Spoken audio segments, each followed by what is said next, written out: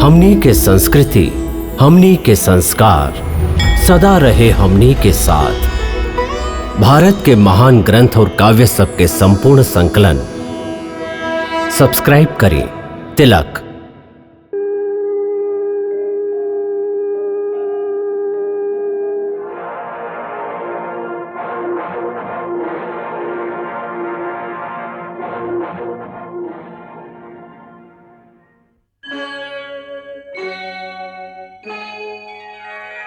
कृष्णा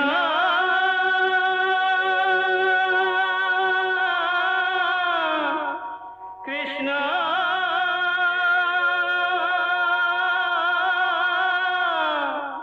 हरे कृष्णा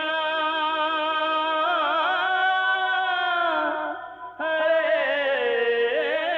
हरे।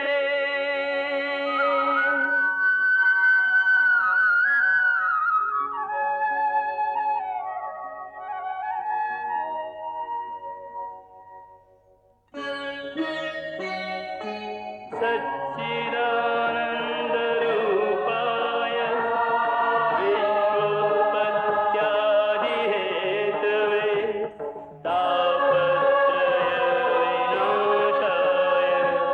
श्रीकृष्णाय वयं नमः।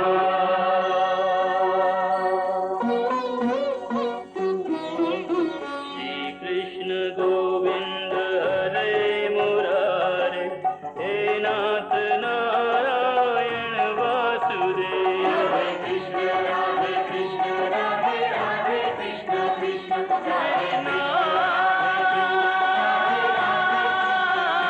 हरे कृष्ण राधे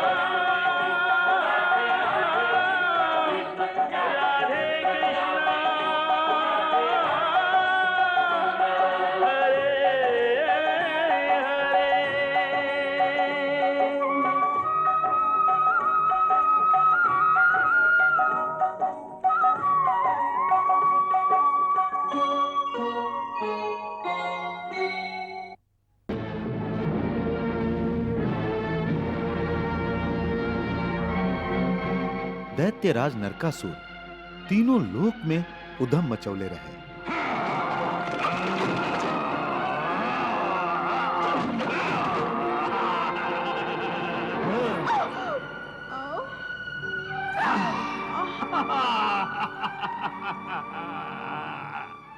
यदि इंद्र यहां लौट के आवे तो ओकरा से कहिया कि नरकासुर देवलोक पर अपन विजय के निशानी के रूप में देवता लोक के माई की कुंडल उतार के ले गई हा। यदि इंद्र और अन्य देवता के भुजा में शक्ति हा तो हम के युद्ध में हरा के अपन माई के ये कुंडल वापस ले जाए। द्वारिकाधीश, इस समय देवलोक में आतंक के बादल छाइल है। काहे? अधर्मी नरकासुर के कारण।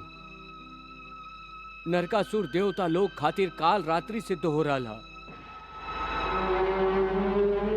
ऊ हमार देव माता के भी अपमान कैले बा, उनकर कुंडल हरण कर ली बा।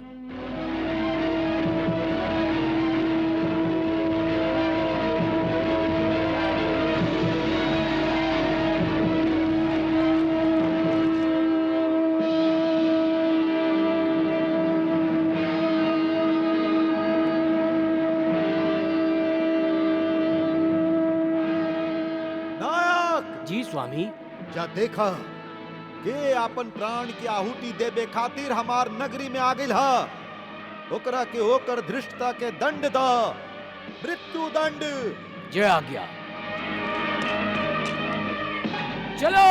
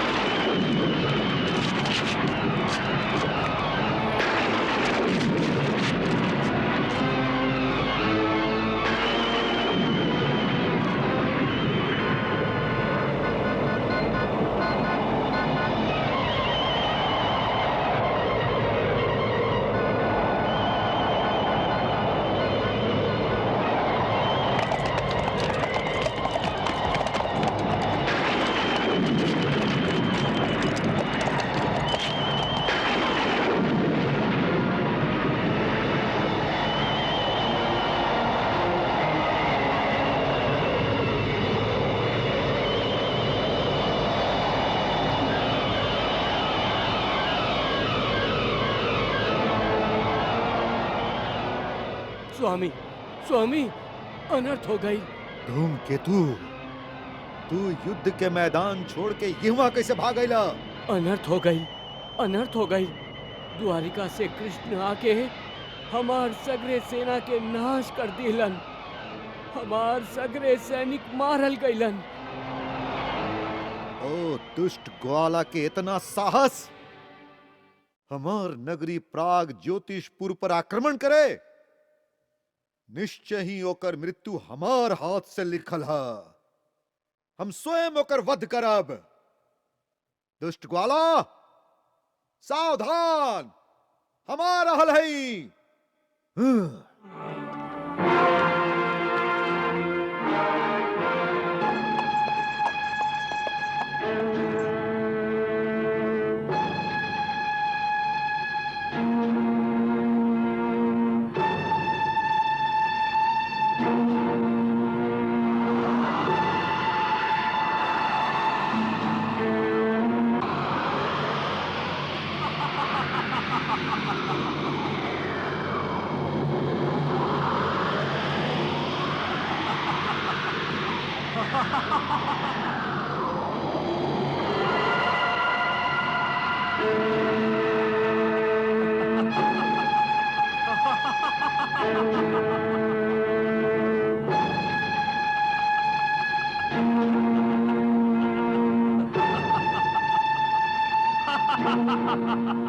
मूर्ख कृष्ण, तू केकर बल के सहारे नरकासुर के चुनौती दे रहल बाड़े? का तू जानत नहीं खे कि देवता के राजा इंद्र भी हमार भुजा के बल से थर्रा के भाग चुकल हा? हाँ, हम ही जानत हैं। का तो के आपन प्राण के भय नहीं खे? जे आपन पत्नी के संगे आपन प्राण के आहुति देवे खातिर हमार नगरी में आ गई बाड़े। भयभीत तो वो होखेला जिनका के कोई मोह सतावेला नरकासुर। हाँ, तुम्हारी हंसी अवश्य बता रहल हा कि तू डेरा तारा। डर? और हमके? का तू ई ना जाने ले कि स्वर्ग लोक के देवता भी हमार नाम से थर थर कापेलन। जे लोग स्वयं अपन प्रशंसा अपना मुख से करलन, वो निश्चय ही भय के शिकार होखेलन। अरे यदि तोहके हमार प्रशंसा सुने के हा तो स्वर्ग लोक में जाके देवता लोक से सुन। देख, ई देख हमार कान के कुंडल। एहमे स्वर्ग लोक के देवता लोक के संपूर्ण सम्मान गिरवी रखाइल हा। ई जानत ही हम। तो फिर तू अकारण ही हमार सेना के वध काहे कैले?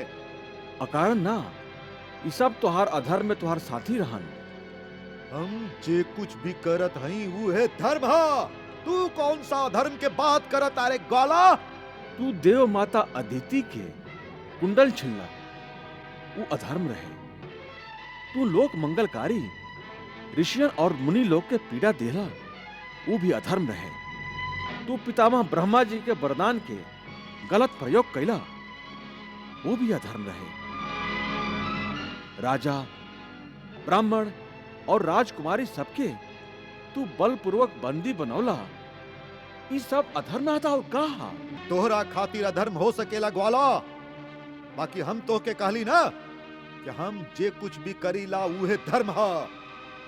ऐसे एगो बात अच्छा तरह से कान खोल के सुन ले कि हम यहाँ जे कुछ भी कर रहल हई आपन धर्म पालन करे खातिर ही कर रहल हई। हाँ, अब तू भी समझ ला नरकासुर, हम हूं यहाँ अपन धर्म के पालन करे आए हैं और हमार धर्म है तुहार वध। तू हमार वध करबे? तू चले।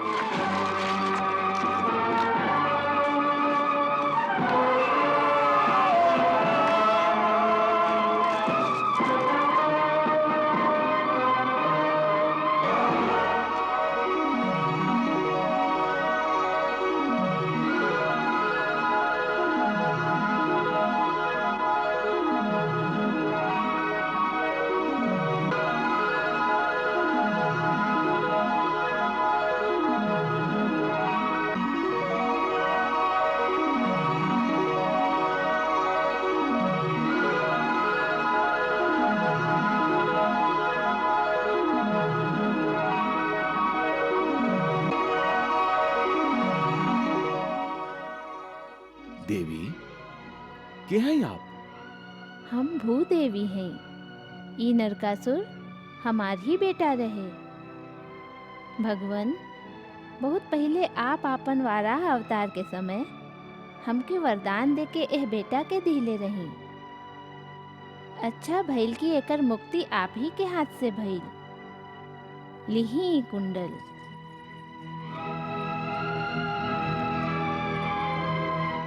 ई देव माता अदिति के भेंट कर दी है।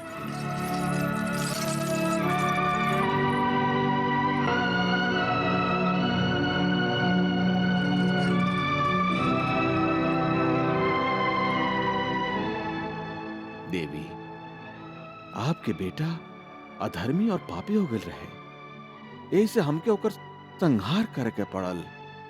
निश्चय ही आप हमरा ऊपर पाप के भार कम करे खातिर ही तो आयल हैं प्रभु। पुत्र यदि पापी हो जाए, अधर्म करे, दूसरा के सतावे, तो वो एगो माई खातिर भी भार बन जाला। ऐसे हमके नरकासुर के वध के दुख नहीं के।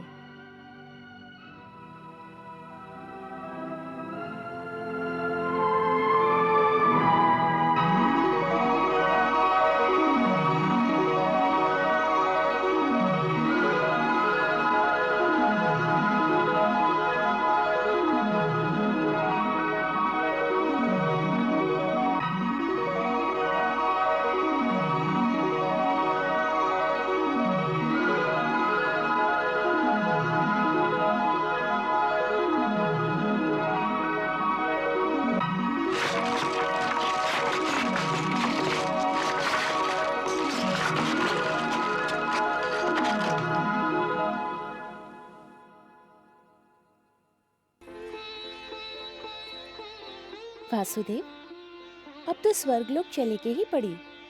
निश्चय ही हमके देव माता अदिति के ई कुंडल जे लौटावे के हा। ई कुंडल में देवता लोग के सम्मान छिपल हा। हमके उनका के फिर से प्रतिष्ठित करे के हा।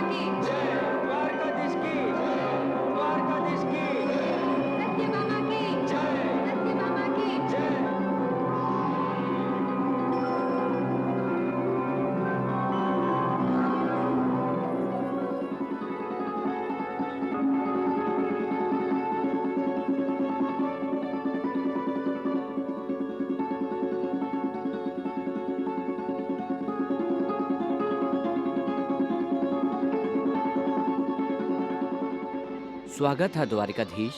इंद्रलोक में आपके स्वागत है। देवी सत्यभामा, द्वारिकाधीश के संगे संगे आपके भी दर्शन हो गए। स्वागत है आपके, स्वागत है।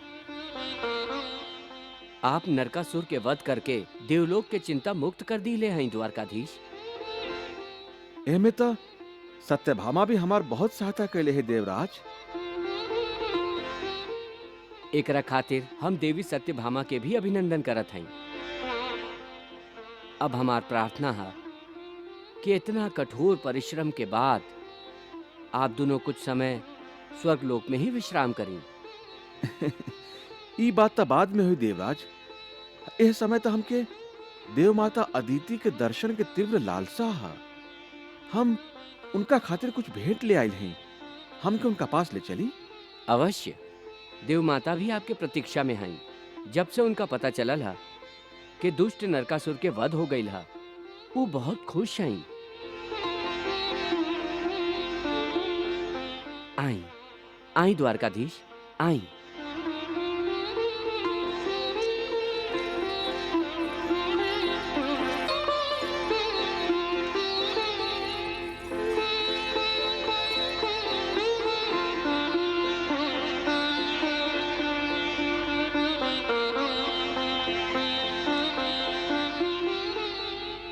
देवराज, ये दिव्य सुगंध कहवा से आ रहल हा? ये हमार शरीर के रोमांचित कर दिले हा। हमार सगरे थकान चल गई। देवी, ई सुगंध तो हमार पारिजात वृक्ष के फूल के हा। पारिजात? ये पारिजात वृक्ष कहवा हा? ऊ ओ बगीचा में हमार पारिजात वृक्ष लागल हा। हम पहले कब्बो पारिजात जैसन सुंदर वृक्ष ना देख ली। त आई ना। आई।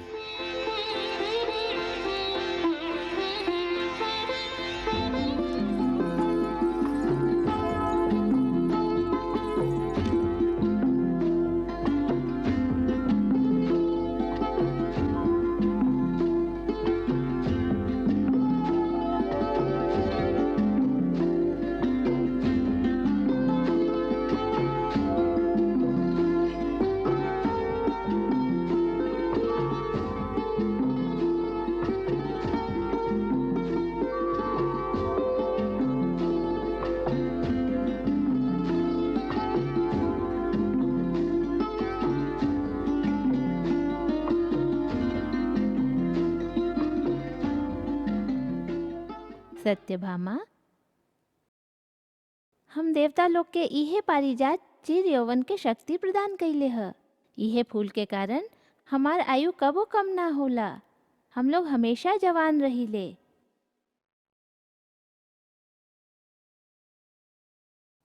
देवासुर संग्राम में ई पारिजात हम लोग के समुद्र मंथन से प्राप्त भइल रहे। तब से ई वृक्ष हमार स्वर्ग लोक के शोभा है। हमार पत्नी शचिता इहे वृक्ष के नीचे अपन क्रीड़ा करेली। इनकर ई सुंदरता इहे वृक्ष के फूल से ही है। देवराज, यदि ई साँच ह त ई पारिजात निश्चय ही चिर यौवन के दवाई है। बाकी आप देवता लोग एकर अकेले अकेले ही लाभ काहे उठा रहल है? काहे कि ई देवता लोग के ही संपत्ति है। एक बार महादेव भगवान शंकर एकर मांग हमरा से कैले रहन। बाकी हम उनका सामने भी हाथ जोड़ के क्षमा मांग लेले रही। हो सकेला यही से भगवान शंकर भगवती पार्वती खातिर स्वयं एगो पारिजात वन के रचना कैले बाड़न। आपन पत्नी के इच्छा पूरा करे खातिर केहू का न करेला द्वारकाधीश। हाँ। आपके बात से तो ऐसा लागता कि आपके द्वारकाधीश से कोनो शिकायत है। देवी, हर पत्नी के अपन पति से कौनो न कौनो शिकायत तो होकबे करेला। आप अपन मन से ही पूछ ली। आई, देव माता आपके प्रतीक्षा कर रहा है। आई।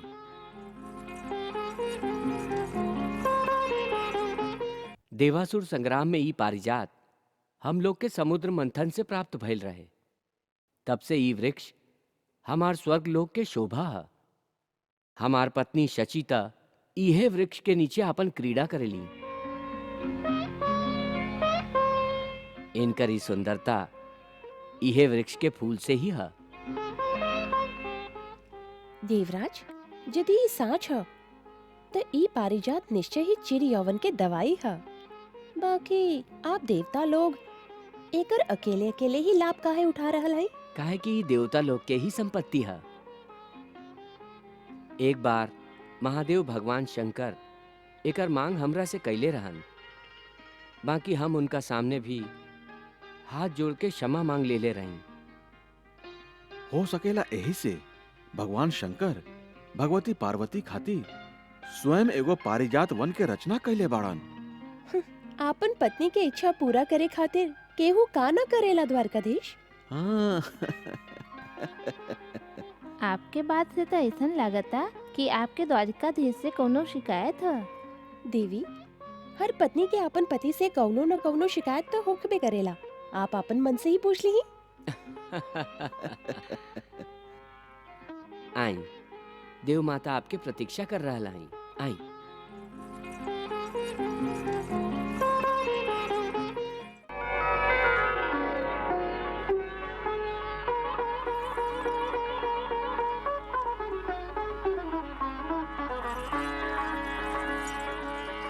प्रणाम देव माता। प्रणाम देव माता। आयुष्मान होखा। बेटा कृष्ण, माई के कक्ष में तुहार स्वागत है। हम प्रतीक्षा ही करत रही। ई तो हमार सौभाग्य है देव माता। द्वारकाधीश, तू नरकासुर के वध करके देवता लोक के सम्मान के रक्षा कइले बाड़ा। ई तो हमार धर्म रहे। नरकासुर के संगे युद्ध में तो सत्यभामा भी हमार सहायक रहली। त हम आपन बहु सत्यभामा के भी आभारी हैं। एह में आभार के का बात है? ई तो हमार धर्म रहे देव माता। पत्नी तो हमेशा पति के सहायक होखेली। इहे तो तुहार पति परायणता के लक्षण है। एगो पत्नी के हमेशा छाया बन के आपन पति के साथ दिहल ही ओकर धर्म है। तुहार एह काम से संसार के हर स्त्री शिक्षा ग्रहण करी। आपके आशीर्वाद से हम धन्य भइली।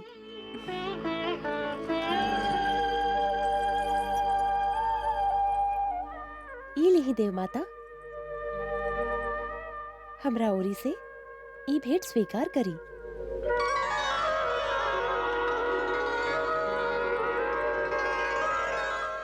आपके ये कुंडल जे नरकासुर छीन के ले गई रहे, द्वारकाधीश वो पापी से वापस ले आइल हई।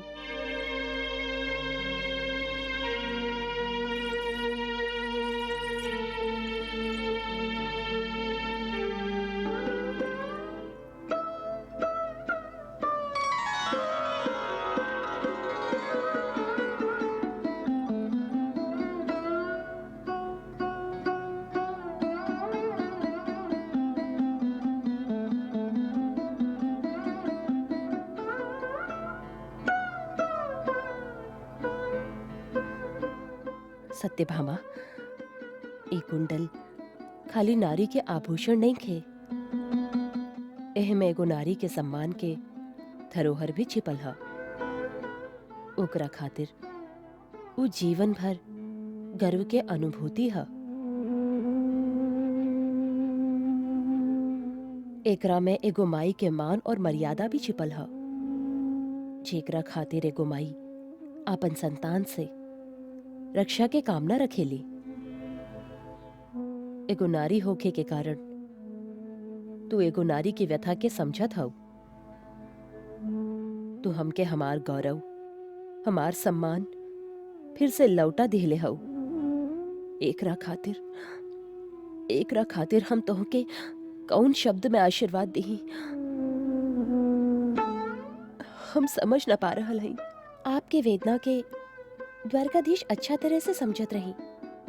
यही से नरकासुर से युद्ध करे खातिर तैयार हो गई रही। यहाँ के ओकरा पर विजय यहाँ के ही वीरता के परिणाम हा। हम त खाली निमित्त मात्र रहली। हम तुम्हारी पति भक्ति से बहुत खुश हई। यही से हम तुहके हृदय से आशीर्वाद देत हई कि तू देवलोक के देवांगना के तरह अक्षय यौवन के स्वामिनी बनबू।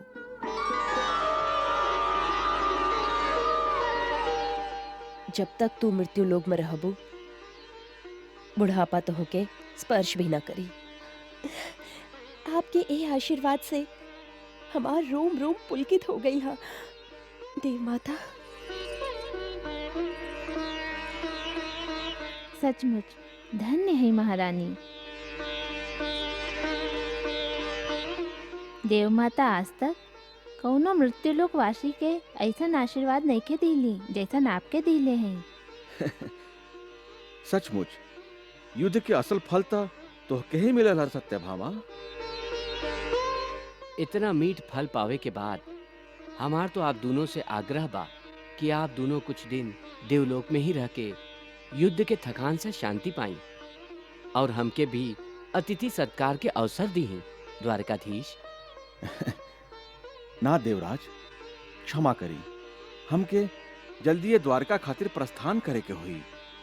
ना तो देवलोक के आतिथ्य से भला केहू इनकार कर सकेला। बस आप सबे हमके आज्ञा दी। तोहार कल्याण होखे द्वारकाधीश। जैसन आपकी इच्छा प्रभु। आई आई।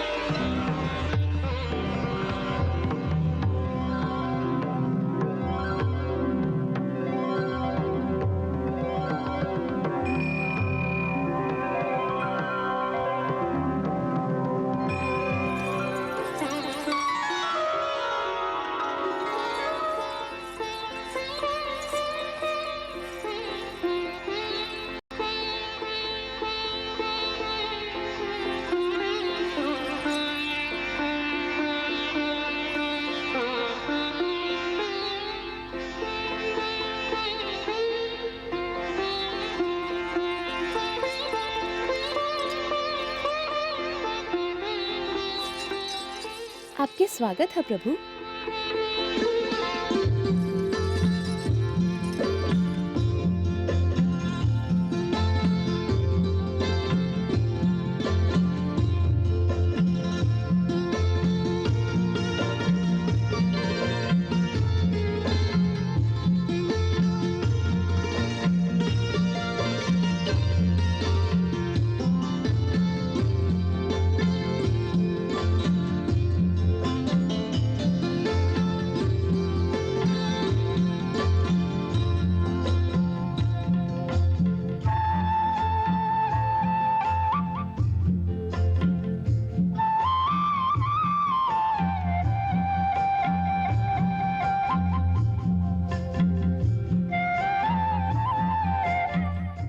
द्वारकाधीश, आप देवलोक की चिंता मुक्त करके आ गई ली।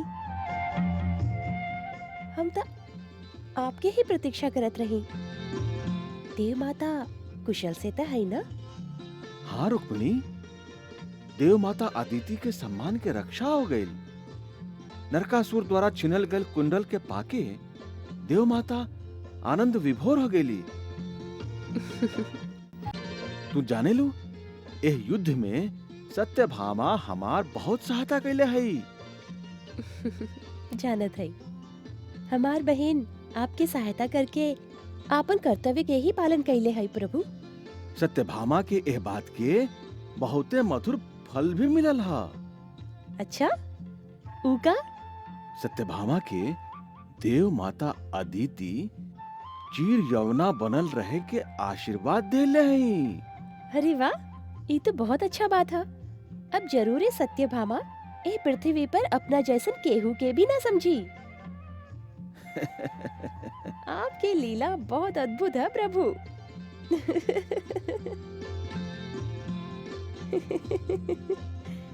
हंस कहे रहल हो? हम तोहरा खातिर ओह दिव्य पारिजात के एगो फूल ले आइल हई।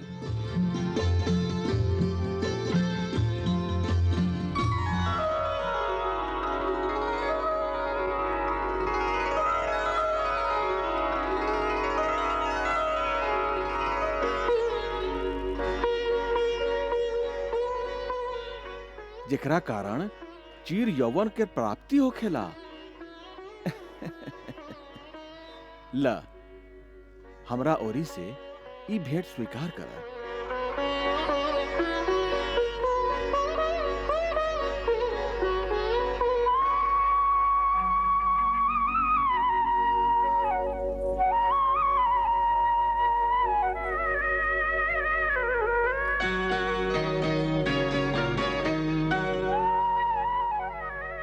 द्वारिकाधीश, हम तो पहले से ही आपके नित्य रमणा हैं।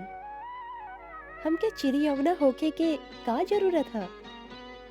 फिर भी आप देवलोक से आवत समय हमार जे इतना ध्यान रख ली, ओकरा खातिर हम आपके नतमस्तक होके आपके दिहल भेंट स्वीकार करत हई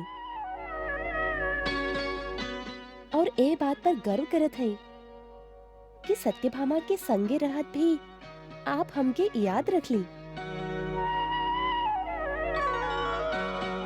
बाकी एगो बात बताई द्वारकाधीश कि हमरा पास ही पारिजात के फूल देख के हमार छोट बहन सत्यभामा के का प्रतिक्रिया हुई? कब सोच ली है आप? प्रतिक्रिया का हुई?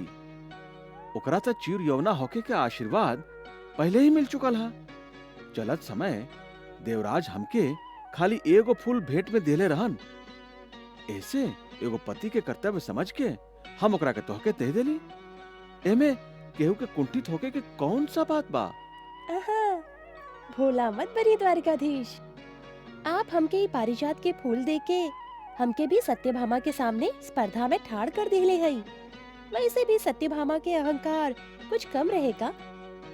हम तो ओ दिन ओकर अहंकार के कम करे के कोशिश करत रही, बाकी आप ई सब लीला रचा के ओकर अहंकार के और भी बढ़ावा दे दिले हई प्रभु। बाकी हमरा बारे में तो तू सब कुछ जाने लू रुक्मिणी। हाँ, और ई भी जाने ली कि आप केहू के अहंकार के हरण करे से पहले ओकर अहंकार के चित्तवृत्ति के ओकर अंतिम सीमा तक ले जाइला और फिर ओकर अहंकार के हरण करीला। काहे? ठीक है ना?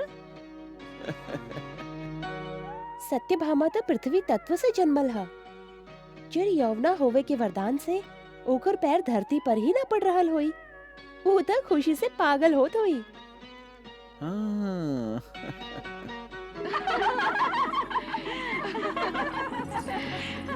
देव माता अपन कुंडल पाके हमरा पर इतना दयालु हो गईली। कितना दयालु हो गईली महारानी। आपके हंसी देख के तो ऐसा लगता जैसे स्वर्ग लोक के सगरे संपदा आपके ही दान में दे दिले हैं। बात ही ऐसन है सखी, वो हमरा के आशीर्वाद दिले है और ओ आशीर्वाद के सामने स्वर्ग लोक के संपदा भी तुच्छ है। ऐसन भी का आशीर्वाद दिली हूँ आपके महारानी? जे एह पृथ्वी लोक के कौनो नारी के प्राप्त न भइल। एह समय संसार के सगरी नारी हमरा सामने छोट पड़ गई है। हमके भी तो बताई, हमके भी तो अपन खुशी में सम्मिलित करी ना।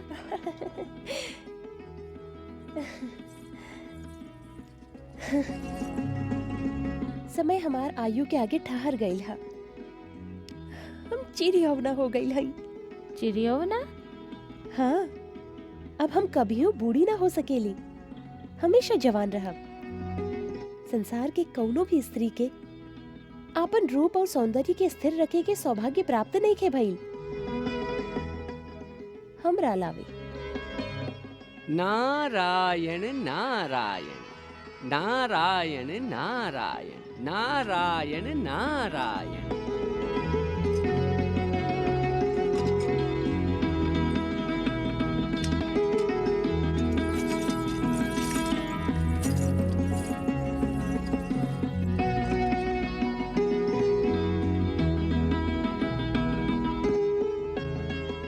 पधारी मुनिराज, सत्यभामा के प्रणाम स्वीकार करी। देवी सत्यभामा आज बहुत प्रसन्न दिखाई देत हई। हाँ, देवलोक के यात्रा से लौटल जे हई। बात ई है मुनिराज कि देवलोक से हम ऐसन अमूल्य निधि लेके आइल हई जेकर पात्र खाली हम ही हई। ई तो बहुत अच्छा बात है देवी। कौन अलंकरण से विभूषित भइल हई आप देवलोक में? अलंकरण से ना देव ऋषि, आशीर्वाद से कही। देव माता अदिति हमके जीवन पर्यंत चिर यौवना होके के आशीर्वाद दिहली। अच्छा अच्छा, त ई बात है। बाकी बाकी बाकी का? ई है कि प्रभु जब देवलोक से लौटत रहन तो देवराज उहाँ के एगो पारिजात के फूल भी तो भेंट कैले रहन। पारिजात के फूल? हाँ, प्रभु के लीला भी बहुत विचित्र रहा। कभो असमानता ना रखेली। उहाँ आपके चिरयौना होके के आशीर्वाद दिया दिली और देवी रुक्मिणी के पारिजात के फूल भेंट कर दिली। नारायण नारायण। का द्वारिकाधीश पारिजात के फूल दीदी के भेंट कैली? हाँ, पारिजात के महत्व जानेली देवी। ई फूल जेकरा पास रहेला ओकरा संसार के वैभव, सुख, संतान, मान, यश और प्रतिष्ठा के प्राप्ति होखेला। चिरयौवना के आशीर्वाद तो ओकरा के आसानी से ही मिल जाला देवी। द्वारिकाधीश स्वयं देवी रुक्मिणी के ऊ पुष्प धारण करे के कहले हई। ए तरह प्रभु आपन दोनों पटरानी के चिरयौना बना दिले हई। आपके चिरयौना होके के बधाई हो देवी। वाह प्रभु वाह, नारायण नारायण।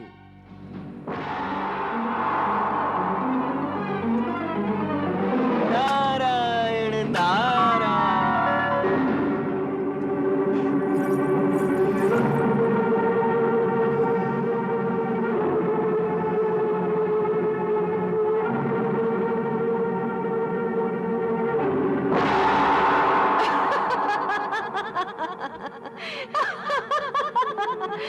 बहुत गर्व रहे ना तो होके आपन चिड़ियौना होके के। बहुत अहंकार रहे तो होके कि द्वारकाधीश तो होके ही सबसे ज्यादा चाहेली। देख ले लो ना, अब तो साँच के स्वीकार करा, द्वारकाधीश छलिया है छलिया। ना, द्वारकाधीश छलिया ना है। यदि वो हमके सबसे ज्यादा प्रेम ना करती तो हमके अपना संगे युद्ध पर ना ले जाती। फिर तो होके काहे न दिहली पारिजात के फूल उहा। अब तो अपन आँख से पट्टी खोले सत्यभामा। उहा सबसे ज्यादा रुक्मिणी के ही चाहेली तो होके ना। ना, ये सब झूठ है। हम तो हर बात में ना आ सकेली। उहा हमके सबसे ज्यादा चाहेली। एकर का प्रमाण है? कैसे सिद्ध करबू तू? करब, जरूर सिद्ध करब। बाकी कैसे? वहाँ तो रुक्मिणी के एक ही फूल देले है और हम वहाँ से पारिजात के वृक्ष ही पृथ्वी पर लेके रहब।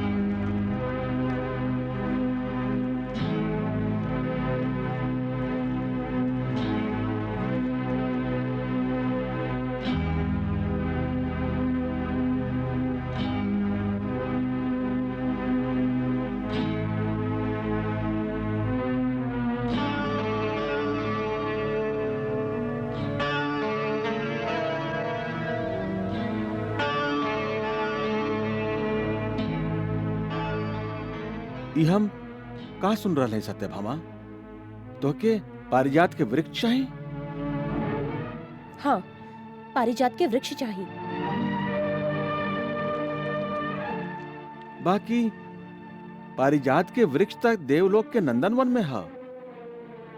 हाँ, वही पारिजात के वृक्ष के आपके देवलोक से पृथ्वीलोक में लावे के पड़ी हमरा खातिर।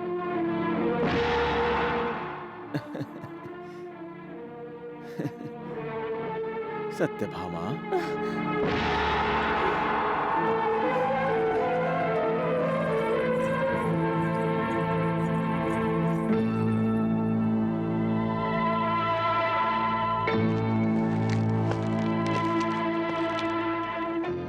सत्यभामा, हम तो के प्रसन्न देखल चाहत हैं हम्म। और तोके प्रसन्न करे खातिर हम कुछ भी कर सकत हैं।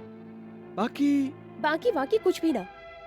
हम आपसे और कुछ करे खातिर ना कहत हई, बल्कि बस इतना कहत हई कि आप हमरा खातिर पारिजात के वृक्ष लेकर आई, बस। आपके ए मधुर मुस्कान के कौनो प्रभाव ना पड़े वाला हा। हम आपके मीठ मीठ बात में आवे वाली नहीं खी। हम जान गए हई कि आप हमरा संगे अन्याय कइले हई। अन्याय? हम तोहरा संगे अन्याय कैले हैं सत्यभामा?